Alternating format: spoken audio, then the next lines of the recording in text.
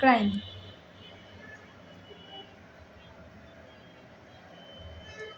High, আমি শাওন। আজ প্রথমবার বরিশাল থেকে থাইল্যান্ড যাচ্ছি। ভাবছেন ভ্রমণ? একদম না। বিদেশে ভ্রমণ করার এবিলিটি এই মুহূর্তে আমার নেই। তাহলে কেন যাচ্ছি? প্রশ্নের উত্তর গল্পের শেষে জানতে পারবেন। ট্রেনে আমার পাশের সিটে যে বসে আছে তাকে আমি প্রত্যাশা করিনি। ইমরান, দেখে মনে হচ্ছে চিনতে পারছো না। শাওন, আমি বিবাহিত পুরুষদের চিনতে চাই না। ইমরান, হঠাৎ একেবারে দেশ ছেড়ে চলে যাচ্ছ। শাওন, দেশে আমার আপন কেউ নেই, থাকলে থেকে যেতাম।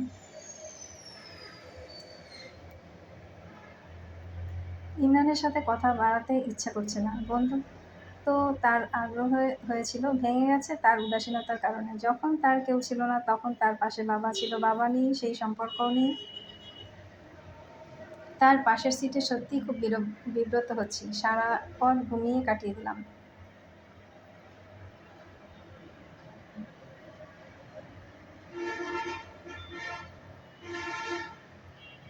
আমি সরাসরি চলে যাচ্ছি সেলুনে। কেন যাচ্ছি?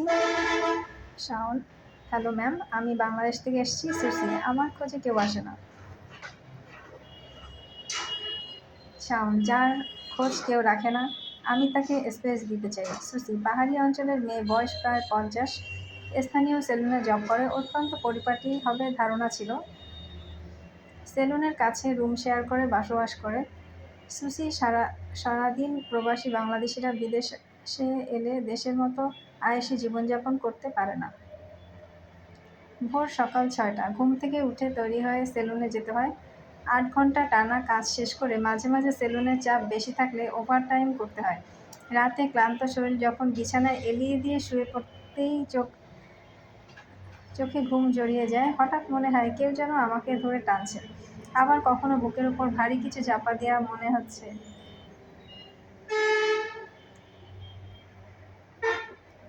কখনো কখনো ঘুম ভেঙে যায়, দেখি টিটু আমার সামনে বসে আছে। অতীত হিস্ট্রি। 1993 সালে সুসি এসএসসি পাশ করে কলেজে ভর্তি হয়েছে। ঈদের বাসার পাশের হলে মুভি রিলিজ হয়েছে। আজ হল পরিদর্শন করতে স্বয়ং মুভির নায়ক টিটু উপস্থিত। সুসি, এত সুন্দর মানুষ হতে পারে। অনেক ভিড় ঠেলে কাছে গেলাম। Phone number please. টিটুর কাছ থেকে ফোন নম্বর পেয়ে সুসি আকাশের চাঁদ হাতে পেয়েছে। প্রায় ফোনে কথা হয়, প্রিয় নায়কের সাথে দেখা করতেই ঢাকা চলে যায়। বাবা, অতিরিক্ত বাড়াবাড়ি শুরু করেছো কেন? ঢাকা গেছো, তুমি বাসায় আসো, তারপর কথা হবে।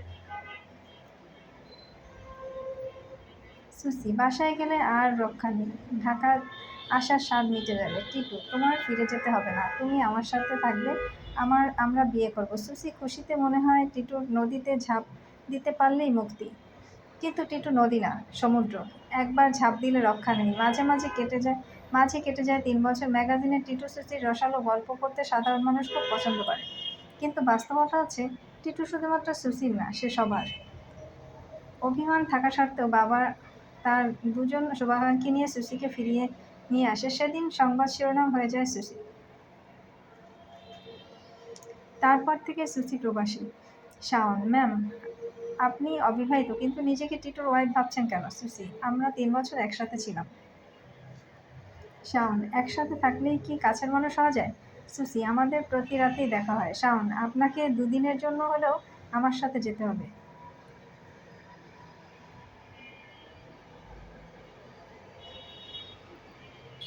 আমি আপনাকে যা দেখাতে চাই আশা করি আপনি বাস্তব অভিজ্ঞতা থেকে বুঝতে পারবেন। সুসি, আমি কেন তোমার সাথে যাব? শাওন, আমার সাথে গেলে আপনি এমন কিছু দেখবেন যা কল্পনা করেননি।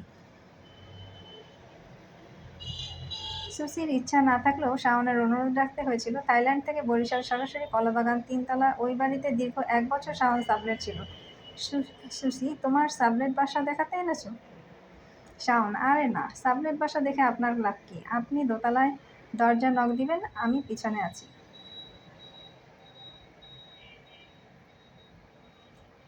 সুসি দোতলার দরজায় বেল দিতেই 60-65 বছরের একজন বেরিয়ে হলো। সুসি তাকে চিনতে গিয়ে ধাক্কা খেয়ে যায়। কোথায় সেই গ্ল্যামার্স?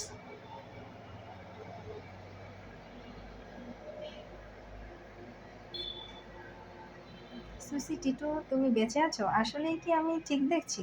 টিটু বিরক্ত হয়ে বলে, পুরনো পাখি কিভাবে এলো? সুসি এই মুহূর্তে টিটুর কথা শুনে ঘৃণা লাগছে, অথচ একদিন তার কথা শোনার জন্য ফোন দিতাম। মানুষ কত পরিবর্তন হয়। সুসি কিছু বলছে না। টিটুর হাসি মার্কা চেহারা দেখে তার শরীর জ্বলে যাচ্ছে। সেই মুহূর্তে একজন নারী এলো। নারী এখন শুরু না করলে ঠিক সময়ে বের হওয়া যাবে না। টিটু, সুসি তুমি কিছু বলবে? না হলে চলে যাও। আমি বাইরে যাব, তৈরি হতে হবে। সুসি, এসেছি যখন কিছু সময় বসে যাই। তুমি তৈরি হয়ে আসো। টিটু সুসির বাসা থেকে বের করে দিতে চাইলে কিন্তু পারছে না। পাশের ঘরে টিটু মেকআপ নিচ্ছে। সুসি অবাক হয়ে দেখছে হঠাৎ করে তন্নি টিটুর রুমে। জড়িয়ে ধরে তন্নি বলে, তন্নি, আজ রাতে আমাদের ক্যান্ডেল লাইট ডিনার শেষে সেখানে থাকার কথা।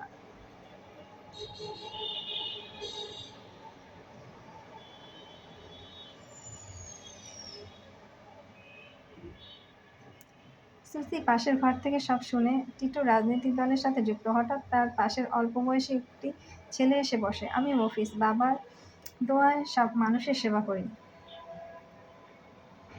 সুসি, কি সেবা? মফিজ, প্রেমিকাদের বশ করা থেকে শুরু করে কারো জমি দখল করতে হবে ব্যবস্থা আছে, যাবতীয় সেবা বাবা দিবে। টিটু ভাই দীর্ঘদিন ধরে বাবার শিষ্য।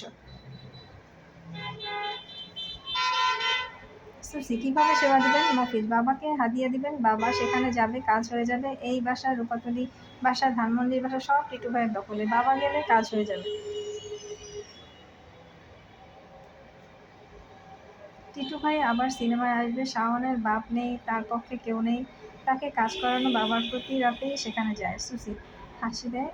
বাবা গেলে সব কাজ হয়ে যায়। যদি সবাই কাজ না করে বাবার উপর ভরসা করতো, আমার দেশে আসা সার্থক হয়েছে। শাওন মেসেজ দিয়ে এইমাত্র যে লোকটি গেছে, আপাতত তার কাজ দেখতে পারলে টিটুকে ঘুম ভেঙে জেগে দেখতে হবে না। সুসি, আপনার কথা বিশ্বাস হচ্ছে না। কাজ দেখতে পারলে বিশ্বাস করবো। মফিজ, আজ রাত 1টায় চলে আসেন। সুসি বিরক্ত হয়ে টিটুর বাসা থেকে চলে আসে। শাওন ঠিকানা দেখে বলে,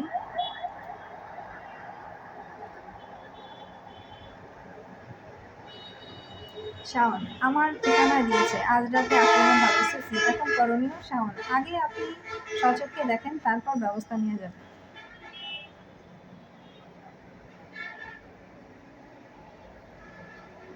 রাত 1টায় শাওন ঘুমিয়ে গেছে প্রায় 1 ঘন্টা। হঠাৎ তাকে ধরে কেউ টানছে। তার ঘুম ভেঙে যায়। শাওন গালিগালাজ করে, সার্টিফিকেট আর টাকা তুই কবরে নিয়ে যাবি। মরার বয়স তো হয়ে গেছে, এখনো সিনেমার ভূত মাথা থেকে নামেনি।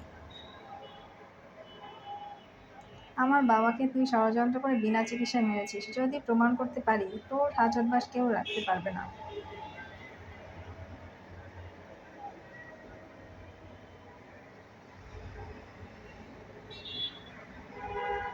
সুসি বুঝতে বাকি রইল না, টিটু নায়ক রূপে আড়ালে নোংরা একজন রাজনীতিবিদ লুকিয়ে আছে, যাকে কেউ ধরতে পারছে না।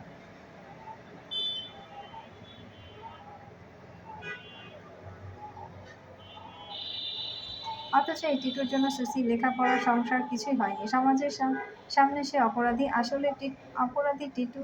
মেকআপের আড়ালে